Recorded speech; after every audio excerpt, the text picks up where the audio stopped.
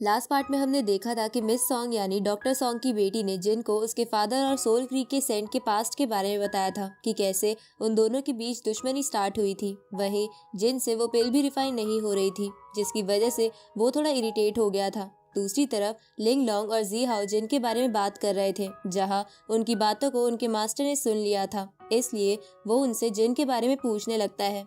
वहीं जिन स्कॉट से होली एलिक्सिर पिल के बारे में बात करने गया था, जहां पहले तो स्कॉट जिन पर गुस्सा होकर अटैक करने लगा था, लेकिन बाद में स्कॉट ने जिन को बताया था कि हमें उस पिल को रिफाइन करने के लिए मैग्नोलिया नाम के हर्ब की जरूरत है, जो कि सिरसोर क्रीक वैली में ही पाई जाती है। अब आगे इस पार्ट की स्टार्टिंग में हम जिन को देखते हैं, जो कि बेन के साथ मैग्नोलिया हर्ब को ढूंढने के लिए सोल क्रीक वैली में आ गया था। उसी वक्त जिन को सोल क्रीक वैली के सेंट का ऑरा फील हो जाता है और वो बेन को केयरफुल रहने को बोलता है। इस पर बेन जिन से कहने लगता है कि ऐसा लगता है तुम्हें सोल क्रीक वैली के सभी रास्तों के बारे में पता है। ये सुनकर जिन हंसते हुए बोलता है कि मैं यहाँ एक बार गलती से आ गया था और इन सभी रास्तों के बारे में मुझे यहाँ की एक लड़की लिंग लॉन्ग ने बताया था। इस पर बेन बोलने लगता है कि भले ही हमें वो हब ना मिले, लेकिन हमें यहाँ के मास्टर की नजरों से बचकर रहना होगा। ये सुनकर जिन बोलता है कि मुझे पकड़ना इतना भी आसान नहीं है। इसके बाद जब वो दोनों वहाँ के हर्ब गार्डन में आते हैं तो उन्हें लेवल 6 वाला फायर मशरूम मिलता है, जिसको देखकर जिन उन मशरूम्स को लेने के लिए जाने लगता है, लेकिन बेन उसे रोकते हुए कहता है कि यहाँ पर लेवल 3 की स्पिरिट ग्रास भी मौजूद है, लेकिन वो मशरूम के साथ कभी ग्रो नहीं करती है। इसका मतलब है कि यहाँ एक ज्योग्राफिकल फॉर्मेशन ट्रैप लगा हुआ है और ये मशरूम्स बस इल्यूजन है। तो ये सुनकर जिन बेन को चिढ़ाते हुए कहता है कि लगता है तुम भी एल्केमी की पढ़ाई पर ध्यान दे रहे हो और तुम ऐसा इसलिए कर रहे हो ना ताकि तुम डॉक्टर सॉन्ग को इम्प्रेस करके उसकी बेटी से शादी कर सको। इस पर बेन उसे चुप कराते हुए कहता है कि अपनी फालतू की बातें बंद करो, क्योंकि मैं यहाँ तुम्हारी हेल्प के लिए इसलिए आया हूँ ताकि मैं मेरे ऊपर डॉक्टर सॉन्ग के द्वारा किए गए एहसानों को उतार सकूं, क्योंकि इतने सालों से मैं वहाँ फ्री में रह रहा हूँ। इसके बाद बेन जिन को बताता है कि एल्केमी कॉन्फ्रेंस के बाद मैं भी तुम्हारे साथ डोंगशेंग कॉन्टिनेंट वापस जाने वाला हूँ, क्योंकि मैं लीजा को बहुत मिस कर रहा हूँ। तो जिन उससे पूछने लगता है कि तुम लीजा को क्यों मिस कर रहे हो, क्योंकि वो तो मेरी गर्लफ्रेंड है। ये सुनकर बेन कुछ नहीं बोल पाता, क्योंकि उसके मुंह से लीजा का नाम गलती से निकल गया था। अब जिन और बेन उस केव को छुपकर देखने लगते हैं जहाँ वो मैग्नोलिया हब पाया जाता था। इधर उस केव के बाहर 2 गार्ड खड़े थे, तो ये देखकर बेन कहता है कि मैं उनका ध्यान अपनी तरफ करता हूँ और तुम केव के अंदर जाकर उस हब को ले लेना। लेकिन जिन बेन को रोकते हुए कहता है कि तुम्हें हब्स के बारे में ज्यादा नॉलेज है, इसलिए तुम अंदर जाओ और मैं उन दोनों को संभालता हूँ। इसके बाद जिन उन दोनों में से एक गार्ड को एक स्टोन फेंक कर मारता है, जिसकी वजह से वो दोनों गार्ड्स आपस में लड़ने लगते हैं, क्योंकि उन्हें लग रहा था कि स्टोन उनमें से एक ने एक दूसरे को मारा है। तभी जिन उन पर एक और स्टोन फेंकता है, लेकिन इस बार वो गार्ड उस स्टोन को पकड़कर अपना ऑरा रिलीज करते हुए कहता है कि जो भी ये स्टोन फेंक रहा है वो सामने आ जाओ। ये सुनकर जिन सामने आते हुए उन लोगों से कहता है कि अरे तुम दोनों ने तो मुझे पकड़ लिया। इधर बेन ये सब देखकर कहता है कि जिन ये क्या बेवकूफी कर रहा है, इसे क्या लगता है ये गार्ड जिसके इस बेकार से प्लान में फंस जाएंगे। उसी वक्त जिन वहाँ से भागने लगता है तो वो दोनों गार्ड्स जिन को चोर समझकर उसका पीछा करने लगते हैं। ये देखकर बेन कहता है कि पता नहीं हर कोई जिन के जाल में कैसे फंस जाता है।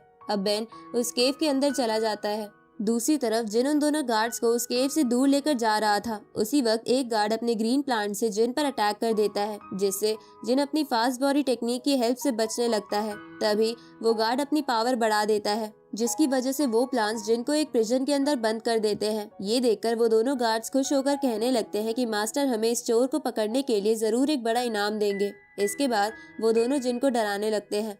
तो जिन उन दोनों से कहता है कि तुम दोनों यहाँ के सेंट के सर्वेंट नहीं बल्कि स्टूडेंट बनने के लायक हो, क्योंकि तुम छोटे बच्चे होने के बावजूद भी पावरफुल हो। ये सुनकर वो दोनों भड़क जाते हैं और जिन से कहते हैं कि हम बचपन से सोल क्रीक वैली के सेंट की दी हुई एक पिल खा रहे हैं, जिसकी वजह से हमारी ये हालत है, नहीं तो आज हम तुम्हारे फादर की उम्र के होते। इसलिए हमें बच्चा बोलने की दोबारा हिम्मत भी मत करना। इस पर जिन वहाँ एक ज्योग्राफिकल फॉर्मेशन को एक्टिवेट करते हुए बोलता है कि अब मैं तुम्हें बताता हूँ कि कौन किसका फादर है।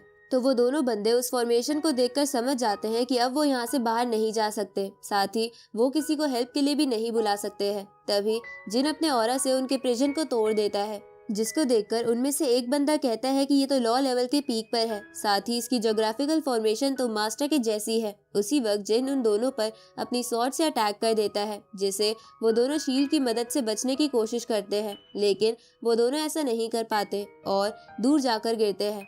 अब वो दोनों गार्ड्स जिन पर पॉइजनस बॉल से अटैक करने लगते हैं, जिसे रोकते हुए जिन सोचने लगता है कि ये बॉल्स तो बहुत पावरफुल हैं। तभी वो दोनों बंदे जिन से कहते हैं कि भले ही तुम हमसे ज्यादा पावरफुल हो, लेकिन तुम हमारे सेंट की बनाई इस पॉइजनस बॉल से नहीं बच पाओगे।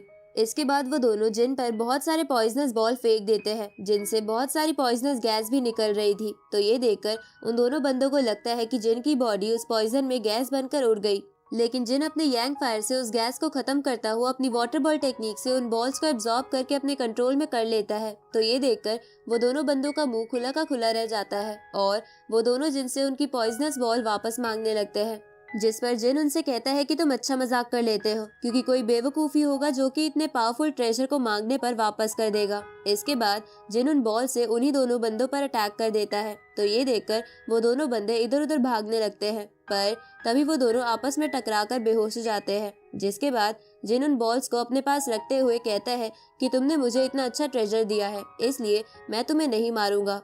अब जिन उन्हें बेहोश छोड़कर वहां से चला जाता है और उस केव के सामने आ जाता है, जहां उसे बेन की चिंता होने लगती है, क्योंकि काफी देर हो जाने के बाद भी वो अभी तक बाहर नहीं आया था। इसलिए जिन खुद उस केव के अंदर आ जाता है, जहां वो देखता है कि सोल क्रीक के सेंट ने बेन को पकड़ा हुआ था और वो जिन से कहता है कि मैं तुम्हारा ही इंतजार कर रहा था। और उस सेंट के ऐसा कहते ही ये पार्ट यहीं पर खत्म होता है।